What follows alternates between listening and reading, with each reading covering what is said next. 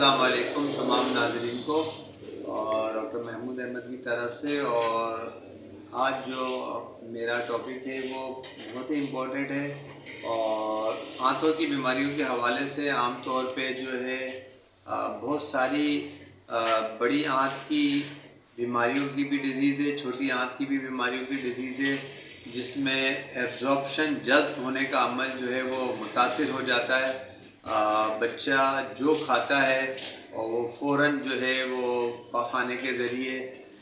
باہر آ جاتا ہے۔ اور عام طور پہ جو زیادہ مور کامن زیادہ جو ڈیزیز ہے بد ہضمی کی یا مال ایبزارپشن کہتے ہیں اس کو، ایبزارب نہیں ہو رہا ہوتا ہے جو ہم غذا میں پروٹین لیتے ہیں،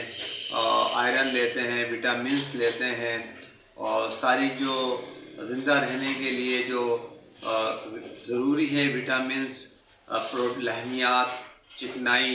اس کی ایبزارپشن آنتوں میں نہیں ہو رہی ہوتی ہے، اسمال آنتوں کے اندر، تو اس کو جو ہے مال ایبزارپشن ڈیزیز کہتے ہیں۔ اس میں جو سب سے کامن ڈیزیز ہے وہ سیلیک ڈیزیز ہے۔ سیلیک ڈیزیز خاص طور پہ بچوں میں بہت زیادہ پائی جاتی ہے، چھوٹے بچوں میں جن کی عمریں 5 سال سے لے کے 13-14 سال کے درمیان ہوتی ہے۔ تو ان میں گندم کے اندر ایک پروٹین ہوتی ہے گلوٹین، وہ گلوٹین جو ہوتی ہے وہ آنتوں کے اندر جذب نہیں ہو رہی ہوتی ہے، جس کی وجہ سے بچوں میں خاص طور پہ لوز موشن، ڈائریا جو ہے بہت زیادہ پایا جاتا ہے۔ اکثر پیشنٹ آتے ہیں اور شکایت کرتے ہیں کہ بچہ جو کھانا کھاتا ہے وہ فوراً موشن کرنے چلا جاتا ہے، جس کی وجہ سے بچے کے اندر کمزوری واقع ہو رہی ہوتی ہے، اور اس کا جو وزن ہے اس کی عمر کے حساب سے نہیں بڑھ رہا ہوتا ہے اور گھٹ رہا ہوتا ہے۔ جو بھی وہ آئرن کی غذا ہے، کیلشیم کی غذا ہے اور پروٹین کی غذا ہے، جو بھی ایک بیلنس ڈائٹ ہوتا ہے یا کوئی ملٹی وٹامن کے سیرپ لے رہے ہوتے ہیں، بچے کو والدین کی خواہش ہوتی ہے کہ بچہ صحت مند نظر آئے اور عمر کے حساب سے جو ہے اس کا ویٹ اچھا ہو، اس کی ہائٹ اچھی ہو، وہ بتدریج جو ہے اس میں کمی نمایاں نظر آ رہی ہوتی ہے۔ خاص طور پہ یہ ہوتا ہے کہ ایسے بچے جن کو سیلیک ڈیزیز ہوتی ہے، مال ایبزارپشنس کی ڈیزیز ہوتی ہے، جس میں کوئی چیزیں جذب نہیں ہو رہی ہوتی ہیں آنتوں میں، تو اس میں بچہ کی جو ظاہری علامات ہے، جو بچہ نظر آ رہا ہوتا ہے، اس میں بچے کا ایک تو پیٹ پھولا ہوا ہوتا ہے، اور دوسرا یہ ہوتا ہے کہ خون کی کمی کی شکایت بھی نظر آ رہی ہوتی ہے۔ بچہ پیل نظر آ رہا ہوتا ہے، ہم اس کا آنکھیں دیکھتے ہیں تو اس سے بھی خون کی کمی واضح ہو رہی ہوتی ہے، اور ساتھ ساتھ میں جو ہے اس کے اندر اگر ہم اس کی لیبس کرواتے ہیں تو اس میں بھی فولیٹ ہے، فیریٹنین ہے، یہ جو آئرن کے انگریڈینٹس ہے جو کہ خون بنانے میں، خون کی پیداوار میں معاون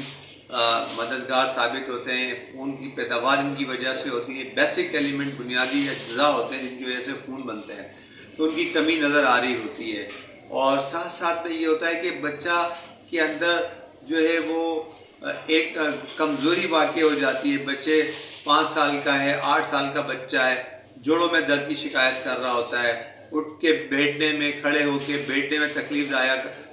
کی شکایت کر رہا ہوتا ہے، اور ساتھ ساتھ میں جو ہے ہڈیوں میں درد بہت کامن ہوتا ہے، اور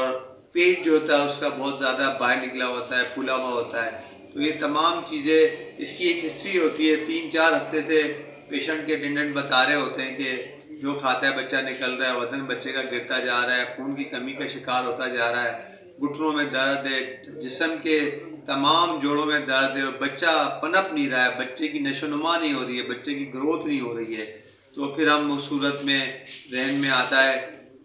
کہ اس کو جو ہے 2-3 بیماریاں ذہن میں آتی ہیں، تو ایک بیماری پہ پہنچنے کے لیے ہم اس کا ٹیسٹ کرواتے ہیں۔ اس میں بچے کی جو نشو و نما ہوتی ہے وہ بھی فیلئر ہو جاتی ہے، اور ساتھ ساتھ میں جو ہے اس کی جو ہے مینٹل جو ہے ایفیشنسیز ہوتی ہے وہ بھی بہت کم ہو جاتی ہے، سست روی کا بچہ شکار ہو جاتا ہے۔ تو پھر ہم اس دوران لیبس کرواتے ہیں اس میں، تاکہ پتہ چلے کہ اس کو آنتوں کی کون سی بیماری ہے۔ تو اس میں ہم IgA اینٹی باڈیز کرواتے ہیں اور TTG اینٹی باڈیز کرواتے ہیں سیرولوجیکل، اور یہ جو ہے پازیٹیو